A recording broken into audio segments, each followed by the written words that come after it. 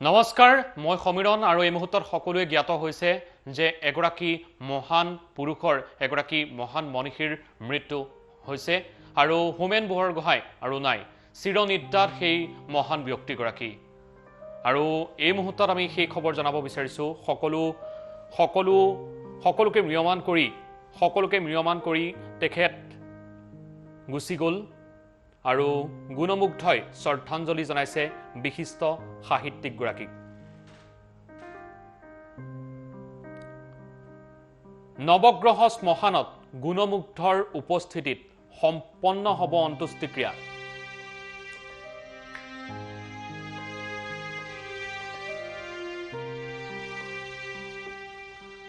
আৰু কিছুদিন পূৰ্বে তেখেতে অৰ্থাৎ 24 এপ্ৰিল তাৰিখে তেখেতে কোভিড পজিটিভ ধৰা পৰিছিল তাৰ পিছতেই 7 মে তাৰিখে পুনৰ টেষ্ট কৰোৱা হৈছিল যেহেতু তেখেত চিকিৎসাধীন অৱস্থাত আছিল তেখেতৰ নিগেটিভ আহিছিল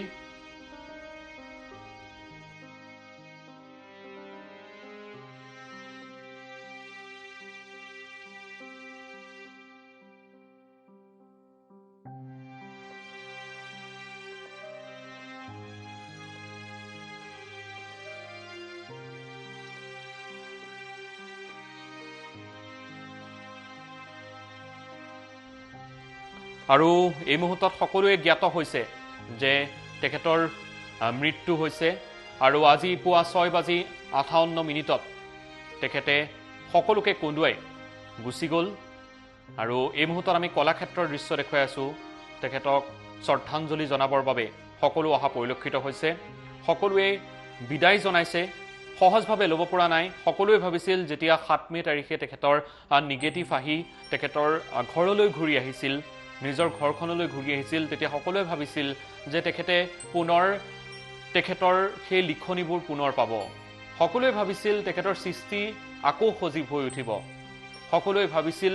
যে তেখেতৰ সেই সাৱলীল কথাবোৰ পুনৰ শুনিবলৈ পাম কিন্তু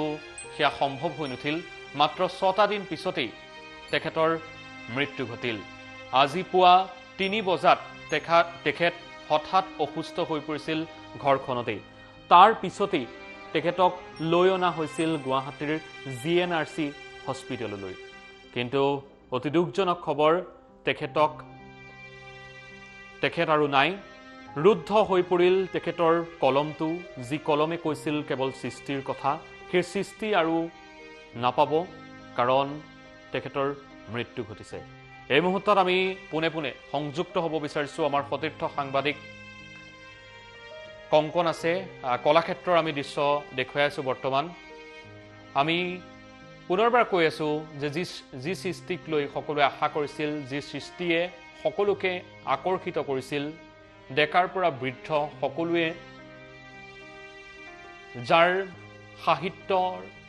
যাৰ সৃষ্টি পঢ়িবলৈ পাইছিল সেই সৃষ্টি আজিৰ পৰা নাথাকিব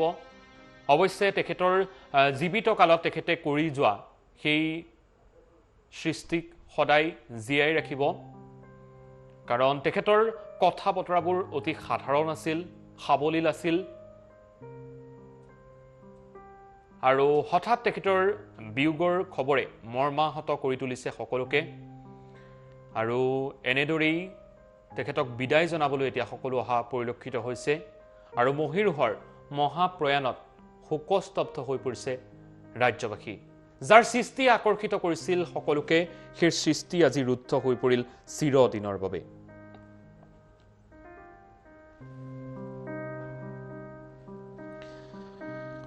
আমি পুনৰবাৰ কৈছো যি কলমৰ চিয়াহীয়ে কৈছিল কেৱল সৃষ্টিৰ কথা সেই সৃষ্টি আজি ৰুদ্ধ হৈ পৰিল মহীৰুহৰ মহাপ্ৰয়াণত শোকস্তব্ধ হৈ পৰিছে ৰাজ্যবাসী যাৰ কথাই আকৃষ্ট কৰিছিল সকলোকে সেই মহান সাহিত্যিকগৰাকী আজি নাই চিৰনিদ্ৰাত হোমেন বৰগোহাঁই তেখেতৰ যি সৃষ্টি তেখেতৰ যিসমূহ কথা তেখেতৰ যিসমূহ সাহিত্যৰাজি তেখেতৰ সকলো সৃষ্টিয়ে প্ৰতিগৰাকী ব্যক্তিক আকৰ্ষিত কৰিছিল 24 এপ্ৰিল তাৰিখে কোভিড-19ত আক্ৰান্ত হৈছিল গুৱাহাটী মেডিকেল কলেজ হস্পিটেলত তেখেতে পৰীক্ষা কৰাইছিল আৰু যথেষ্ট সময় অৰ্থাৎ 14টা দিন তেখেতে পজিটিভ হিচাপে থাকিলে তাৰ পিছত 7 মে তাৰিখে নিয়ম অনুযায়ী পুনৰ কোভিড পৰীক্ষা কৰাইছিল তেতিয়া নিগেটিভ আহিল আৰু সকলোৱে আশা কৰিছিল যেহেতু তেখেতৰ নিগেটিভ আহিল গতিকে পুনৰ তেখেতৰ সৃষ্টি আৰম্ভ হ'ব পুনৰ সেই এসপ্তাহৰ বাবে ৰুদ্ধ হৈ পৰা কলমটো পুনৰ সজীৱ হৈ উঠিব সেই কলমৰ চিয়াহিয়ে পুনৰ নতুনৰ কথা ক'ব নতুন দিনৰ কথা ক'ব আশা দেখুৱাব সকলোকে কিন্তু সেয়া সম্ভৱ হৈ নুঠিল পুনৰ অসুস্থ হৈ পৰিল আজি হঠাৎ তেখেতে বাসগৃহতে বিছনাৰ পৰা ঢলি পৰিল অৰ্থাৎ পুৱতি নিশা 3 বজাত যথেষ্ট অসুস্থ হৈ পৰিল যাৰ ফলশ্ৰুতিত তেখেতক ভৰ্তি কৰোৱা হৈছিল জিএনআৰচি হস্পিটেলত আৰু তাতেই শেষ নিশ্বাস ত্যাগ কৰে মহান ব্যক্তিগৰাকীয়ে আৰু এই মুহূৰ্তত আমি সেই দৃশ্য দেখুৱাই আছো কলাক্ষেত্ৰত তেখেতৰ আমি যিসমূহ সৃষ্টিৰাজি সেই সৃষ্টিৰাজি আমি থুৰতে ক'ব বিচাৰিছোঁ কাৰণ তেখেতে যিমানখিনি সৃষ্টি কৰিছিল জীৱিত কালত সেয়া সকলোৱে জ্ঞাত আৰু আমি মাত্ৰ কেইটামান উদাহৰণ দিব বিচাৰিছোঁ উপন্যাসৰ কথা যদি আমি কওঁ হাউদৰ পুতেক নাও মেলি যায় হালধীয়া চৰায়ে বাওধান খায় অস্তৰাগ পিতা পুত্ৰ আৰু লগতে ৰাজনৈতিক উপন্যাসো তেখেতৰ কলমত পোৱা গৈছিল কুশীলৱ তিমিৰ তীৰ্থ এদিনৰ ডায়েৰী বিষণ্ণতা নিসংগতা আৰু লগতে এদিনৰ যদি আমি ডায়েৰীবোৰ চাওঁ তেতিয়া বিষণ্ণতা নিসংগতা সুবলা মৎস্যগন্ধা তান্ত্ৰিক কবিতা পুথি যদি আমি চাওঁ তেতিয়া হৈমন্ত্ৰী আৰু প্ৰবন্ধ সংকলন প্ৰজ্ঞাৰ সাধনা গদ্যৰ সাধনা পাঠকৰ তৌকাহী উচ্চাকাংক্ষা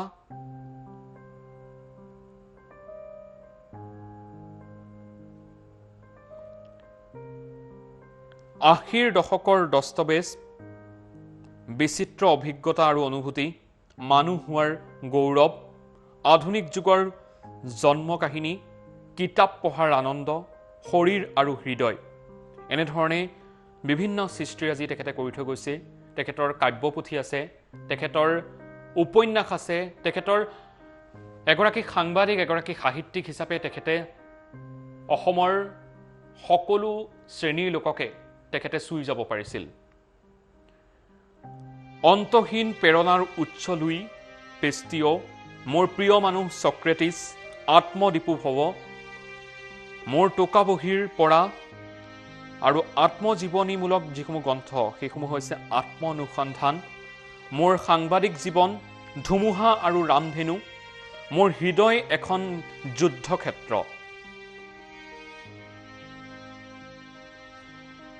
আৰু তেখেতে আমাৰ অসমত কাম কৰিছিল অসমবাণীত কাম কৰিছিল নীলাচল সূত্ৰধাৰ নাগৰিক সাতসৰী নিয়মীয়া বাৰ্তা তেখেতে এইসমূহ